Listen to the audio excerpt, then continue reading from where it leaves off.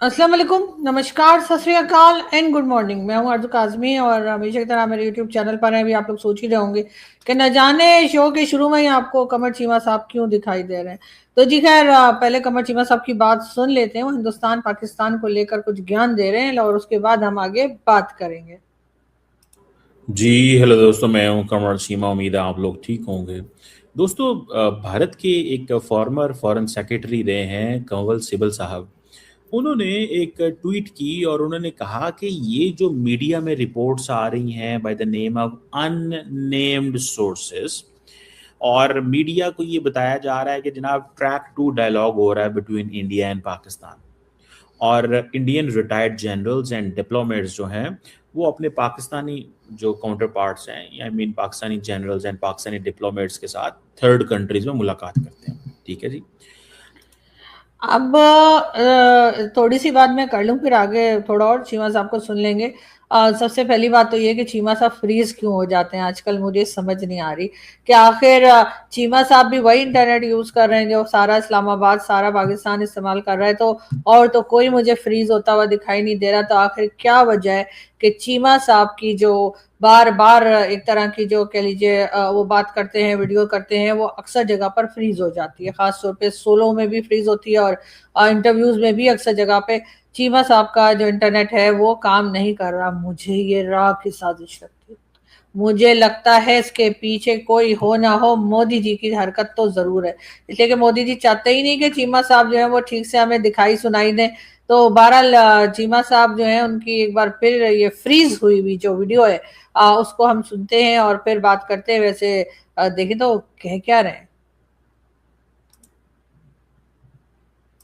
अच्छा, ये बात ठीक है और ये कोई अभी की बात नहीं है। ये भारत और पाकिस्तान की जंग के फौरन बाद भी ये सब कुछ जारी रहा है, and I know those people, those who travel, and obviously we have that kind of information. लेकिन हमने कभी ये चीज़ें मीडिया पे या पब्लिक में शेयर नहीं की, बिकॉज ये बंद कमरे में चीज़ें होती हैं। गवर्नमेंट्स इनको अभी वो नहीं करना चाहती, तो let it be the way it is rather than कि हम इसको। यानी चीमा साहब बार बार फ्रीज होकर ये बता रहे हैं कि जी हिंदुस्तान पाकिस्तान के बीच में जो है वो डिप्लोमेटिक तरीके से या कह लीजिए बैकडोर डिप्लोमेसी जो है वो चल रही है। और चीमा साहब उन लोगों को जानते भी हैं जो मिल रहे हैं। और उसके बाद चीमा साहब कह रहे हैं लेकिन हम जब तक गवर्नमेंट बात नहीं करे तो हम तो ये बात नहीं कर सकते। तो चीमा साहब फिर वीडियो किस लिए बनाई आपने?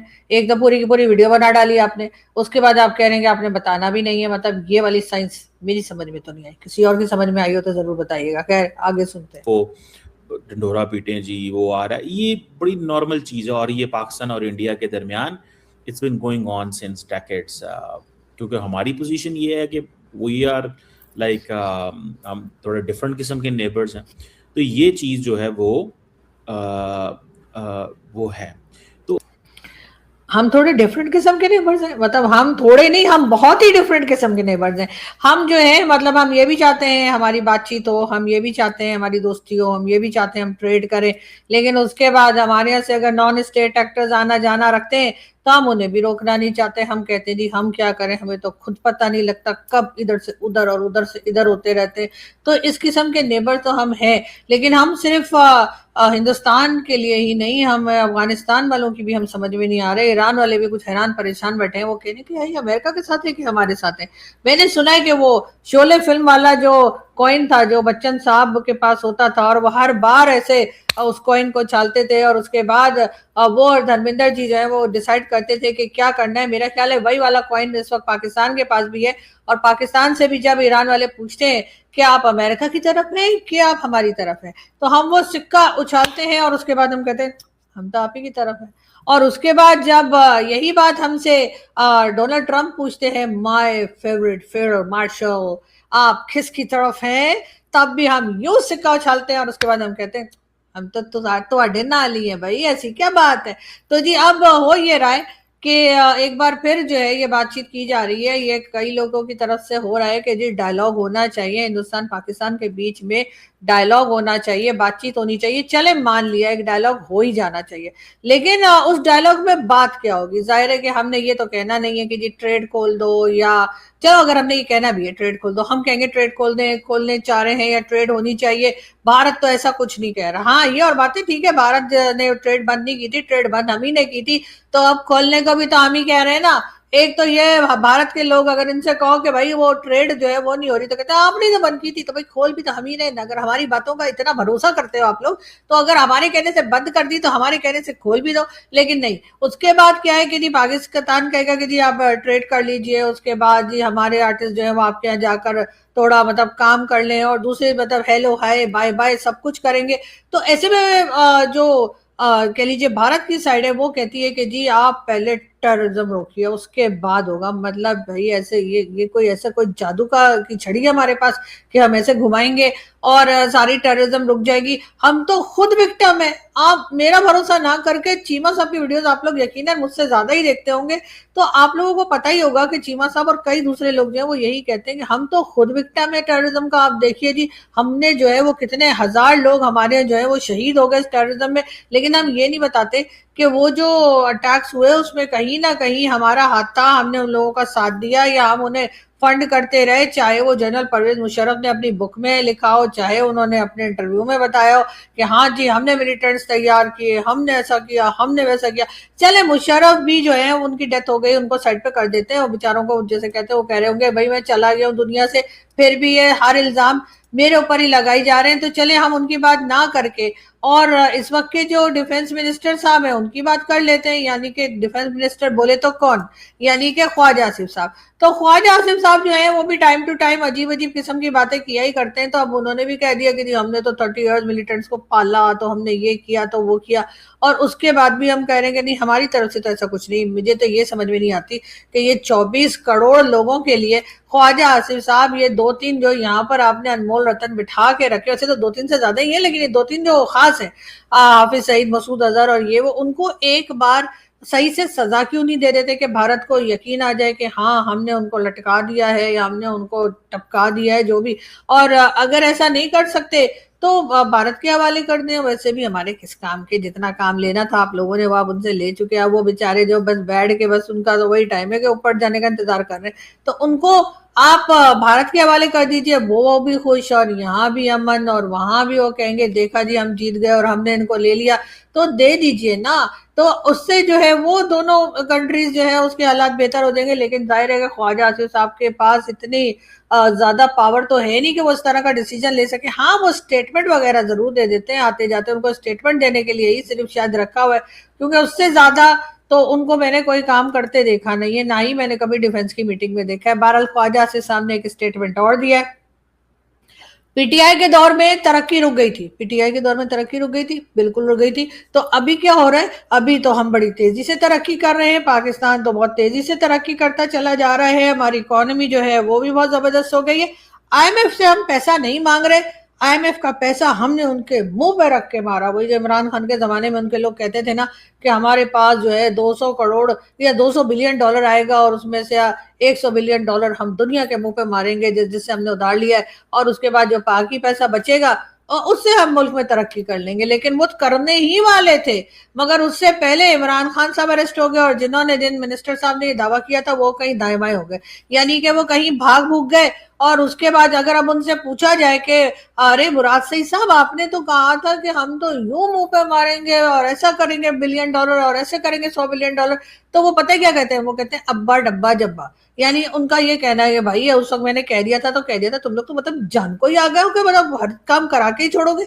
लेकिन बहरहाल यहाँ पर ये सिलसिला भी चल रहा है, और साथ ही साथ हम ये उम्मीद भी लगा के बैठे हैं कि भारत हमसे बात करेगा, भारत के साथ हम बैकडोर डिप्लोमेसी करेंगे। बैकडोर डिप्लोमेसी किसको कहते हैं?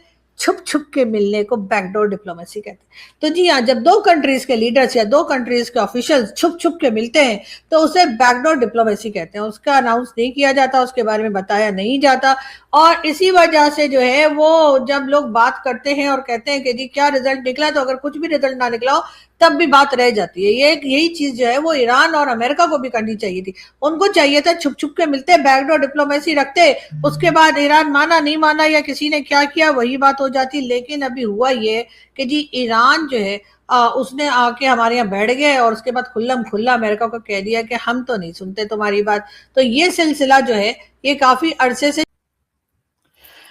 बात करें अगर हम अफगानिस्तान की, तो जी मुसलसल अटैक्स जो हैं वो टीटीपी के चल रहे हैं वहां पर, यानी कि कह लीजिए कि केपीके में। और अफगानिस्तान के साथ हमारी टेंशन जो है वो भारत से भी ज्यादा बढ़ चुकी है। ये और बात है कि पाकिस्तान में इसके बारे में बात कम की जाती है या टीवी चैनल्स पर भी इसको ज्यादा नहीं कहा जाता। पाकिस्तान के डिफेंस मिनिस्टर ख्वाजा आसिफ साहब का कहना यह है कि पाकिस्तान में अमन की जमानत काबुल को देना होगी, यानी कि पाकिस्तान में अमन रहेगा इस बात की गारंटी जो है वो अफगानिस्तान से मांगी जा रही है। अफगानिस्तान में जो टीटीपी के की तरफ से जो अटैक्स चल रहे हैं पाकिस्तान में, उसमें तब हालात इधर तक पहुंच चुके हैं कि केपीके में ना सिर्फ ये कि अटैक किया गया बल्कि मार पीट कर और कई जगह नुकसान करके कई लोगों की अभी तक लोगों को जख्मी जो हैं और साथ जिनकी जानें चली गई हैं उनको अभी तक मलबे के नीचे से निकाला जा रहा है। और ये सब कुछ करके टीटीपी वाले ना सिर्फ ये कि निकल गए बल्कि उन्होंने जाते जाते पाकिस्तान की जो पुलिस की वैन थी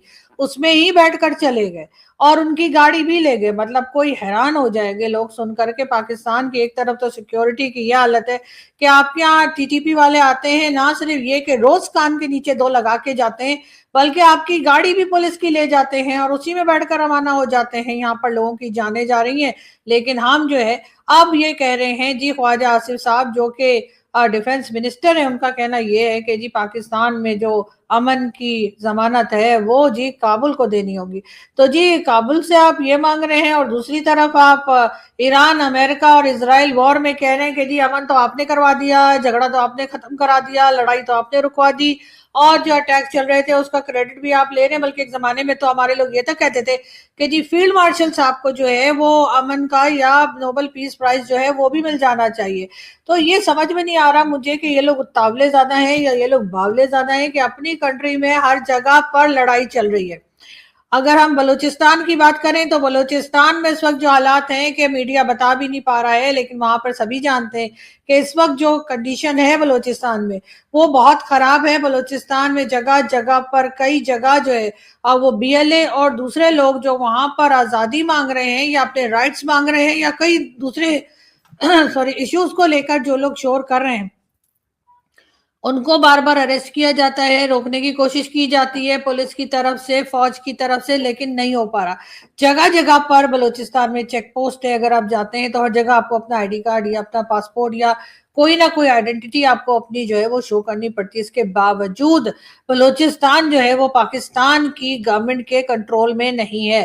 हालांकि अपनी ही मर्जी की सरकार वहां बिठा रखी है, सरफराज बुगटी और इस तरह के लोग जो वहां पर हुकूमत कर रहे हैं उनके कंट्रोल में भी इस वक्त बलूचिस्तान जो है वो नहीं है। लेकिन जाहिर है कि हम ये मान नहीं सकते और क्योंकि हर चीज का इल्जाम हम भारत को देते हैं तो ये इल्जाम भी हम भारत को दे रहे हैं और ये कह रहे हैं कि जी जो कुछ बलूचिस्तान में हो रहा है वो दरअसल भारत करवा रहा है।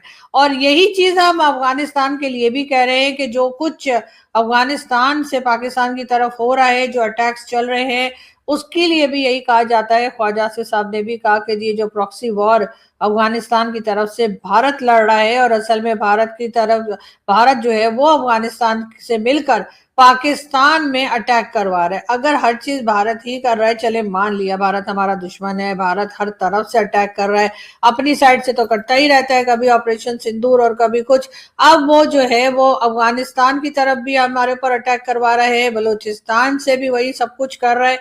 तो आप क्या कर रहे हैं? आप तो कहते हैं ना कि जी आप तो नंबर 1 आपकी एजेंसी है और फौज भी बहुत ताकतवर है, तो आखिर ऐसी क्या बात है कि चारों तरफ से सिर्फ भारत ही भारत आपको दिखाई दे रहा है? आपको ये इश्यूज और ये प्रॉब्लम्स उस दिन तक सॉल्व नहीं होंगी जब तक आप अपनी ही हरकतें सही नहीं करेंगे, अपनी ही पॉलिसीज ठीक नहीं करेंगे, अपने ही लोगों को सुनना बंद कर देंगे। और अगर कोई अपने राइट्स के लिए आवाज उठा रहा है, चाहे वो केपीके से हो, चाहे वो बलूचिस्तान से हो, चाहे वो सिंध से हो, चाहे वो किसी भी एरिया से हो, चाहे वो आजाद कश्मीर जिसे पीओके कहते हैं वहां से अगर आप उनकी आवाजों को सुनना बंद कर देंगे और उनको अपनी मर्जी से रखने की कोशिश करेंगे, तो आपको इसी तरह का प्रोटेस्ट, इसी तरह का नुकसान और इसी तरह के अटैक्स जो है वो देखने को मिलेंगे। अब उसके बाद आप कह दीजिए कि कभी अमेरिका करा रहा है, तो चाइना करा रहा है, तो जापान करा रहा है, तो भारत करा रहा है, तो बोलो बांग्लादेश करा रहा है, किसी का भी नाम ले लीजिए। लेकिन आपको अपने दिल में पता है कि ये तमाम चीजें जो गड़बड़ मची हुई है, या तमाम जो इश्यूज बने हुए हैं, उसके जिम्मेदार आप खुद हैं। इसलिए कि आप अपने घर की तरफ देखते ही नहीं, आप अपनी कंट्री में जो लोग हैं उनको तरफ देखते ही नहीं है कि उनके साथ क्या प्रॉब्लम्स है और वो क्यों प्रोटेस्ट कर रहे हैं। इस वक्त पाकिस्तान में लोगों की जो हालत है, इस वक्त पाकिस्तान में लोगों के पास जॉब्स नहीं है, लोगों के पास अपने यूटिलिटी बिल के पैसे नहीं है देने के लिए, अपने लिए 2 वक्त की रोटी के पैसे नहीं है। फ्यूल प्राइस है कि बढ़ती चली जा रही है। ये और बात है कि ईरान और अमेरिका इजराइल की जो जंग या लड़ाई या वॉर जो चली है, उसका असर तो तमाम दुनिया पर पड़ना चाहिए, सबसे ज्यादा पाकिस्तान पर ही क्यों पड़ रहा है, ये भी लोग पूछ रहे हैं बार बार। उसके बाद आईएमएफ से आपको लोन मिल जाता है, या लोन मिलने की आपको कह दिया जाता है कि जी कंफर्म हो गया, उसके ऊपर आप फौरन ही मुबारकबाद देना शुरू कर देते हैं। लेकिन अब पब्लिक को पता है कि लोन लेंगे आप और चुकाएगी आम पब्लिक। और एक बार फिर पब्लिक को अच्छे से मालूम है कि आप हर चीज की प्राइस जो है वो बढ़ाते चले जाएंगे। उसके बाद फ्यूल प्राइस बढ़ाने के बाद उसके ऊपर टैक्स लगाने की भी बात की जा रही है।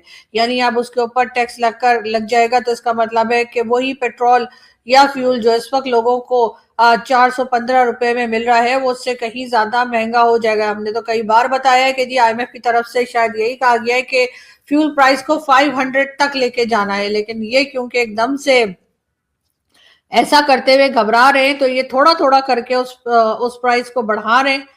और एक दिन ऐसा भी आएगा जब लोग कहेंगे कि जी 500 पर लीटर के ऊपर जो है ये गवर्नमेंट फ्यूल को पहुंचा देगी, और उसी के साथ हर चीज महंगी हो जाएगी, हर चीज। यानी जैसे अगर आप नमक भी लेते हैं तो आपको एक नमक की थैली जो है वो भी आपको महंगी मिलेगी, मेडिसिन भी महंगी मिलेंगी, और तो कोई चीज पाकिस्तान की ऐसी नहीं होगी जिसको आप ये कहें टमाटर, आटा या प्याज, आलू, कुछ भी आप लेंगे हर चीज आपको महंगी मिलेगी। लेकिन गवर्नमेंट कहेगी नहीं जी ऐसी कोई बात नहीं है, और मुल्क के लिए कुर्बानी तो देनी होती है। सर प्रॉब्लम ये है कि मुल्क के लिए कुर्बानी आम लोग से आप दिलवा रहे हैं, और मजे ले रहे हैं ये पॉलिटिशियंस और इनको लाने वाले, यानी पॉलिटिशियंस को लाने वाले जो लोग हैं जो बहुत पावरफुल होते हैं, जो इनको ला के सीट पे बिठाते भी हैं, हटाते भी हैं, फांसी भी लगा देते हैं, जेल भी करा देते हैं।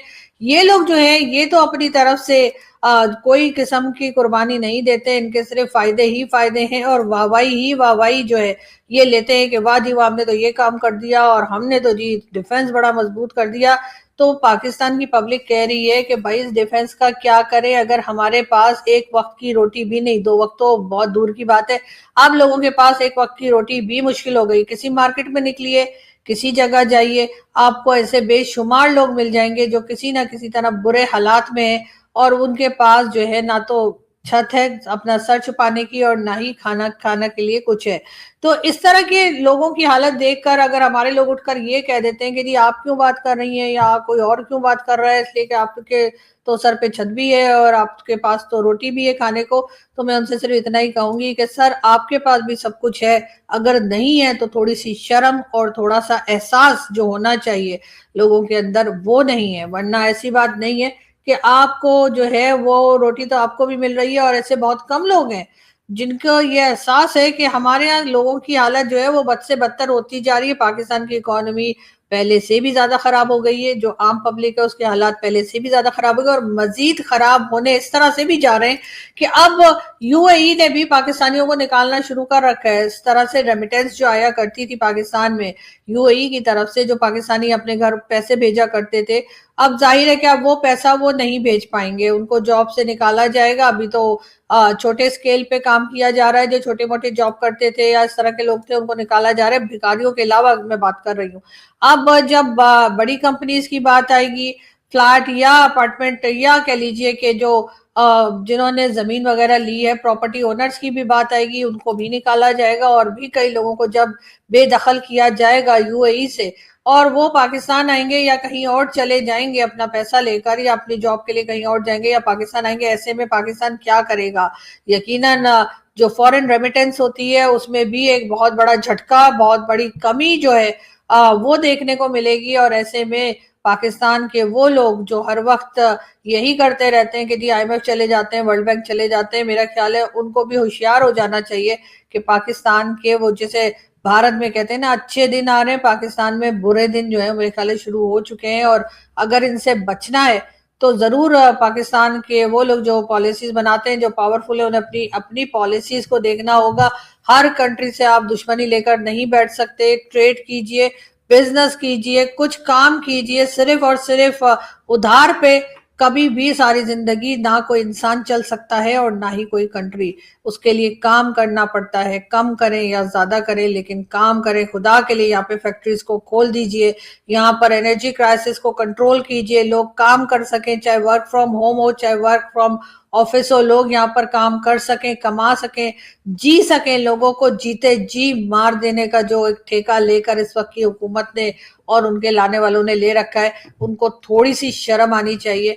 बार बार लोगों को सिर्फ ये बताकर कि आप अफगानिस्तान से लड़ रहे हैं और आप भारत से लड़ रहे हैं, इससे लोगों के घर घर में या लोगों के आगे रोटी नहीं आती। उनकी रोटी मत छीनिए, लोगों को जीने दें, चाहे गुर्बत की जिंदगी हो या उससे बेहतर जिंदगी हो, लेकिन लोग जीना चाहते हैं। लेकिन इस वक्त जो हुकूमत कर रही है, इस वक्त जो कुछ हालात हैं पाकिस्तान के, उससे लग यही रहा है कि शायद लोग जो है वो बहुत मुश्किल से भी सही लेकिन लोग जी नहीं पा रहे हैं। लेकिन यहाँ पर हमारे यहाँ जो है वो यही हम बार बार बताते रहेंगे, जी हमने तो अमन करा दिया, हमने तो जी पीस टॉक करा दी, हमने तो ये करा दी। ये बढ़के मारना छोड़ दें। बात, तारीफ और कुछ भी अच्छा जो है वो तभी माना जाएगा जब कोई दूसरा आपके लिए कहेगा। अपने आपकी खुद की तारीफें करते रहने से कभी भी जो है वो बेहतरी नहीं आती। अपनी तारीफें वही करता है जिसकी तारीफ कोई और नहीं करता। अगर कोई दूसरा हमारी तारीफ करे कि हाँ जी हमारी इकोनॉमी अच्छी है, या हाँ जी हमने कोई बड़ा शानदार काम कर लिया, हमने कोई साइंटिस्ट पैदा कर दिया है, हमने कोई इंजीनियर, डॉक्टर, कोई टीचर, या मीडिया हमारे यहाँ बड़ा फ्री हैंड है, या इस तरह की अगर कोई बात करेगा तभी मेरा ख्याल है उस बात को मानना चाहिए। अपनी तारीफें खुद करने से कुछ नहीं होता। मीडिया का भी हमारे यहाँ क्या हाल है दुनिया जानती है कि इस वक्त पाकिस्तान का मेन स्ट्रीम मीडिया जो है वो एक पपेट से भी बदतर तरीके से काम कर रहा है। बहुत अफसोस होता है उन लोगों को देख कर के जिन्हें देख देख कर हमने कभी सोचा था कि हम भी मीडिया पे जाएंगे। आज जब वो भी रट्टू तोते की तरह टाएं टाएं कर रहे होते हैं तो उनको देखकर मैं अपना सर पकड़ लेती हूँ कि इनको क्या हुआ है। लेकिन बहरहाल यहाँ से हम चलते हैं और आपसे मुलाकात होगी नेक्स्ट वीडियो में। Thank you.